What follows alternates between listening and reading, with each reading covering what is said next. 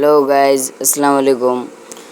এখানে 50-50D 4x4 John Deere এবং new Mahindra 575 XP plus এর মধ্যে আপনাদেরকে কার পারফরমেন্স, নিচেরটা 1 নম্বরে চলছে, উপরেরটা 3 নম্বরে চলছে। কার পারফরমেন্স বেশি ভালো কাদাতে একটু কমেন্ট করে জানাবেন। আপনাদের কাছে রিকোয়েস্ট করছি যে আমার ভিডিও দেখে এবং আমাকে সাপোর্ট করবেন। আর সবথেকে যেটা গুরুত্বপূর্ণ কথা সেটা হলো কমেন্ট করবেন।